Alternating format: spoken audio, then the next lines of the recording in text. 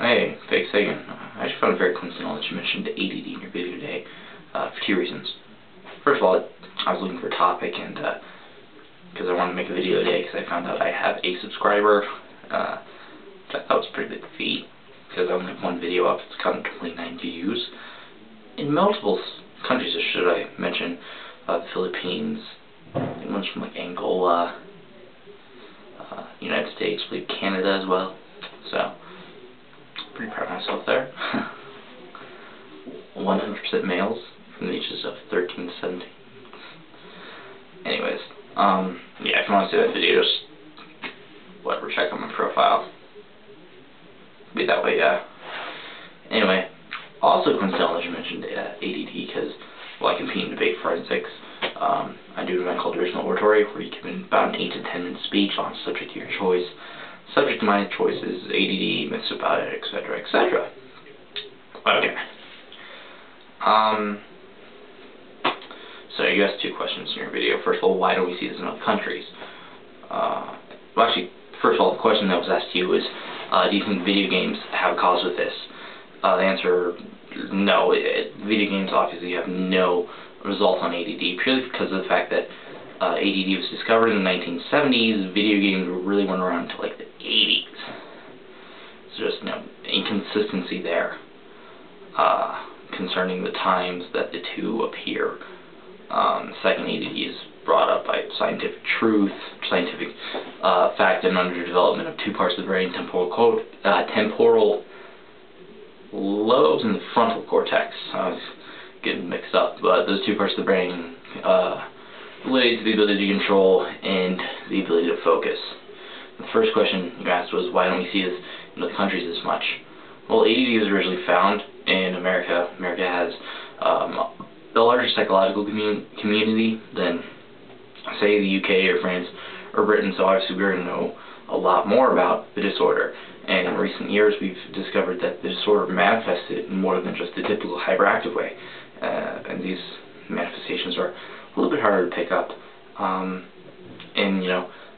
I can't really speak, because I'm not a member of the psychological community in any other countries. I'm not really even a member in this country, but, I'm assuming that in France or Great Britain or whatever, because of brain drain, because of whatever reasons, their psychological community is not as large, not specialized in this, and as such hasn't had time to discover this, doesn't have the push behind it. And I'm guessing that people don't know as much about the disorder and different ways, again, it manifests itself, because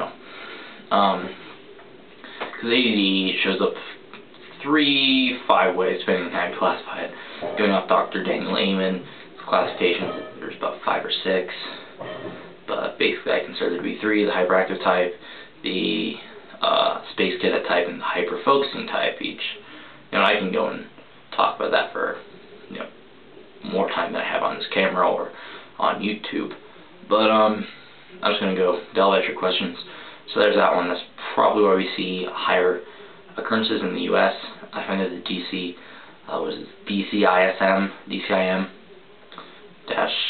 DCIM-4, whatever, the specifications for diagnosis in the U.S. are pretty strict, and they're very similar to the European standards.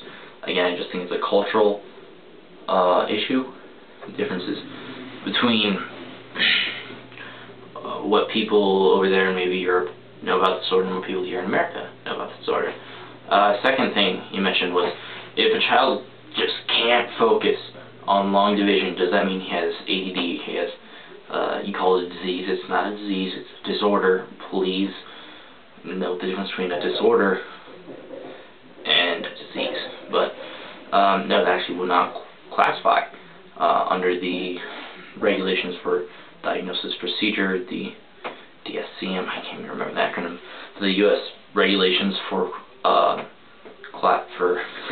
diagnosing the disorder. Because part of the diagnosis process has to be present in 2 or more places: school, home, home, sports, whatever. So if it's very selective, the attention deficit, something such as long division, that's not a case of attention deficit disorder. That's a case of just attention deficit.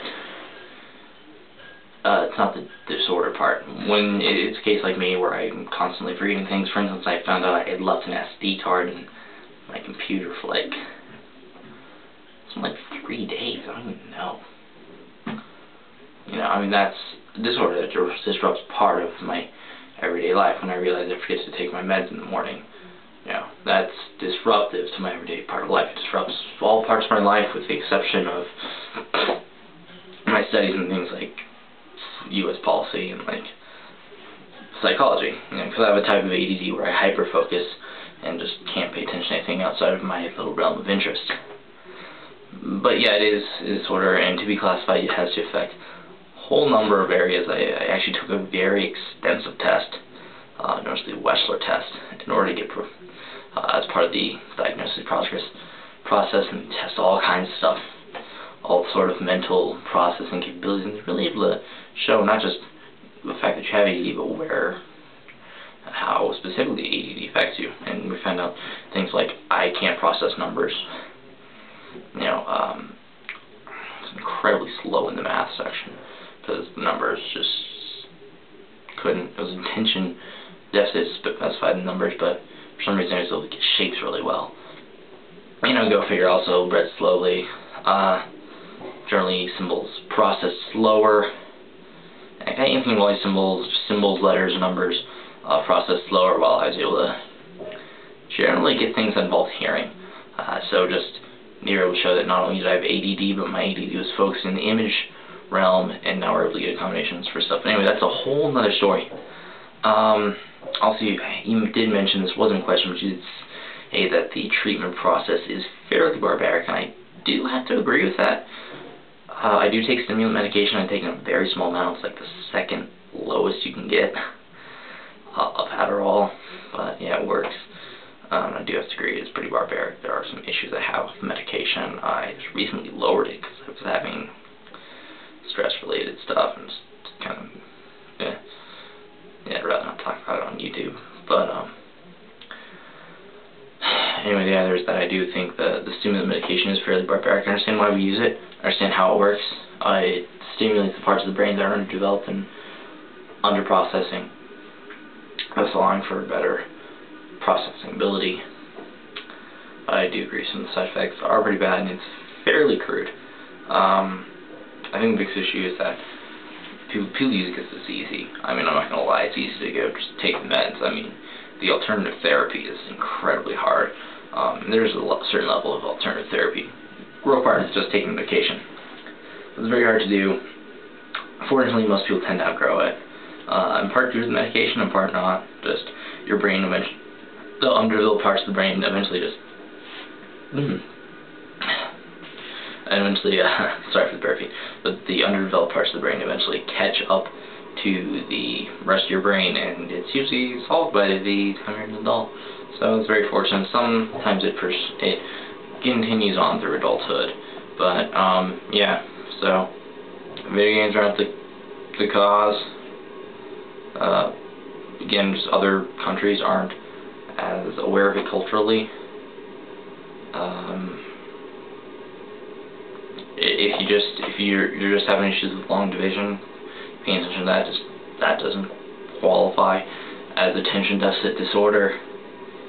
And fourth, I do agree with you on the treatment process being fairly barbaric, though again, have to admit, pretty dang effective. I mean, I was able to really do fairly well as soon as I started on the medication. I mean, we had to adjust my dosage for a while because there's no precise, because it deals with the brain, there's no actually precise way to say how much you need without going in for brain scan, which insurance will not provide, at least military insurance anyway, which I'm on because both my parents are vets. But anyway, I'm seeing I have 5 minutes left on the camera, which means like a minute left in terms of YouTube time. So